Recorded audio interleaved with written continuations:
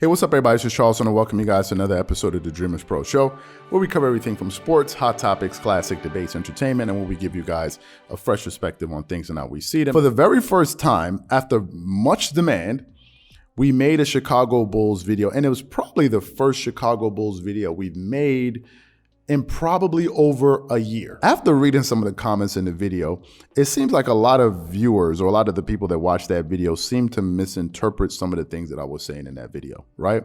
Some people took the critique that I had of Demar Derozan as me somehow writing off the Chicago Bulls. It's like, man, you don't believe in us. But what are you saying about? First of all, before the season even started, we put up a poll on our channel when we asked, you guys can go hunt it down.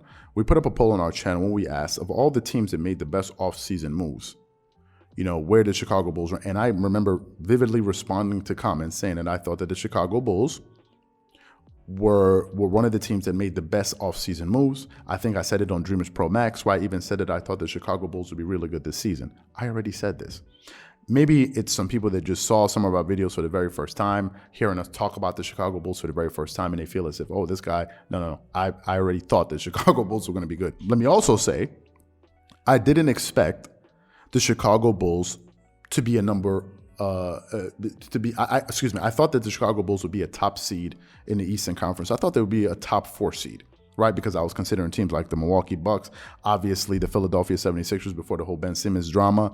You're looking at the Brooklyn Nets. You're also looking at the Miami Heat. So I thought they were going to be in the mix.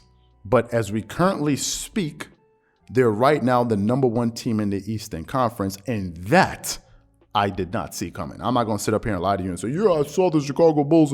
I didn't. Right, I thought it would be probably the Nets or the Bucks, one of these guys. I think that's what most people thought, right?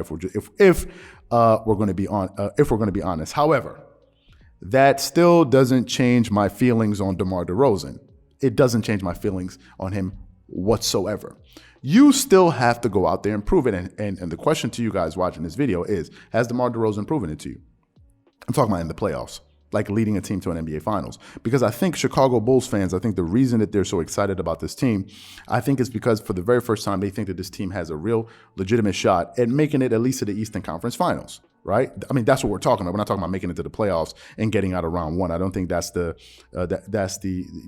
expectation that we're talking about. And like I said yesterday, the last time we saw Demar Derozan in a meaningful playoff series was in 2018 when he was playing with the Toronto Raptors as their best player alongside Kyle Lowry and all of these other guys. Fred VanVleet and all of them were there. And they were playing against the Cleveland Cavaliers in the Eastern Conference Finals. And what happened? They ended up getting swept in 4 games. 4 games straight. It was a total mental collapse. DeMar DeRozan averaged 16.8 points per game in that series, 4 rebounds, 2.8 assists, 1.3 blocks on 43% field goal shooting, 0% three-point shooting from the floor, and they got swept in 4 games.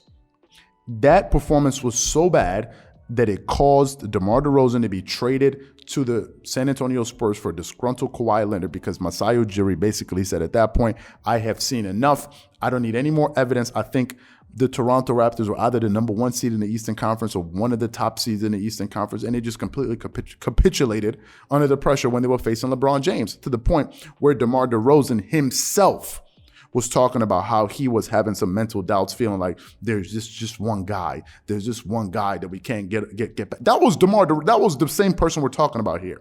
Have you ever heard Giannis Antetokounmpo or Kawhi Leonard or Kevin Durant talking about there's that one guy that we can? No, none of these guys, those top tier guys, would say something like that. And when you have a guy saying these type of things, it makes me question, is this the right guy to lead this team to the promised land? So I'm not coming off my stance on DeMar DeRozan because he just hasn't proven it.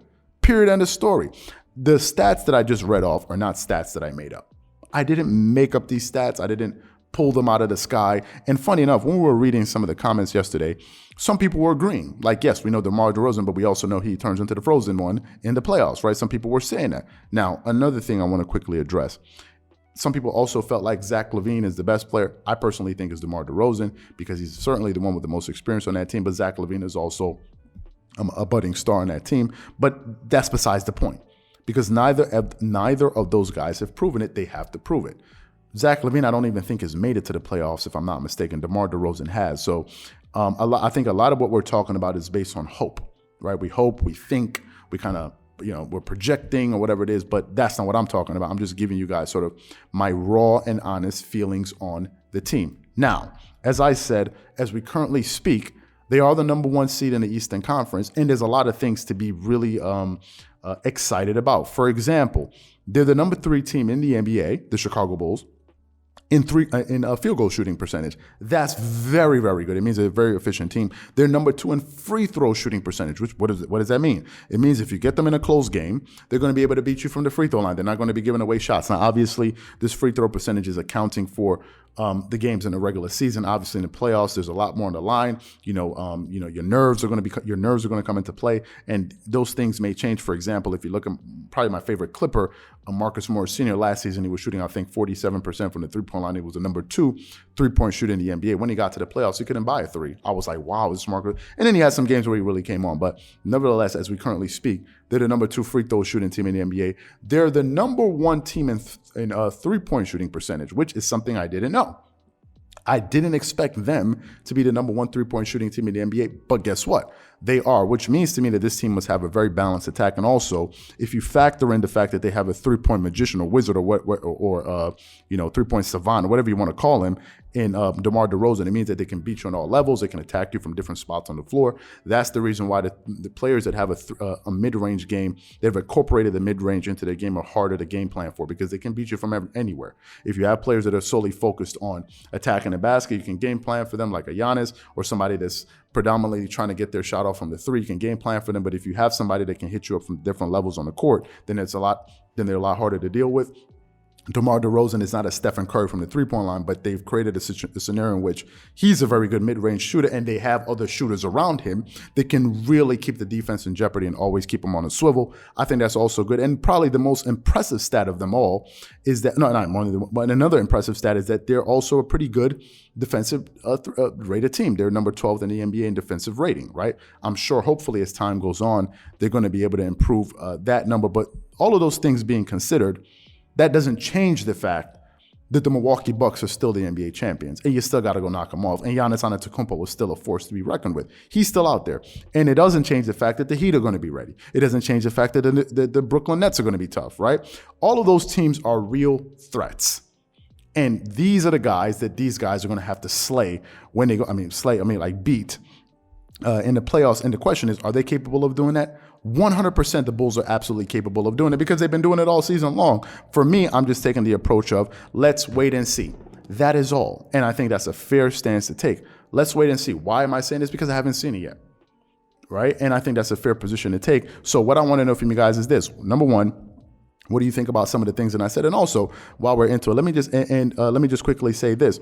I also have to say this. We were surprised that so many people watched that Bulls video. We were surprised. We didn't think that many people would actually watch that Chicago Bulls video. So, and we're actually looking into making more Chicago Bulls videos. So what I want to know from you guys is, if you guys want more Chicago Bulls content, just leave a comment under this video and if we get 300 comments, basically, leave 300 comments that basically say, we want more, right? We want more Bulls content, and we'll be bringing you guys more Bulls content because we want to make sure on our channel we're making content that people actually want to see. That's the core concept here. We're not making content just for us. We're making content that we believe you guys are going to enjoy. So if we can get about 300 comments on that video and just leave as many comments that basically say we want more Bulls content, we will definitely continue to make more Bulls content. Again, I hope you guys enjoy the video. Whatever you guys think, please leave your thoughts and comments in the comment section below, and we'll definitely catch you guys on the next episode. Peace.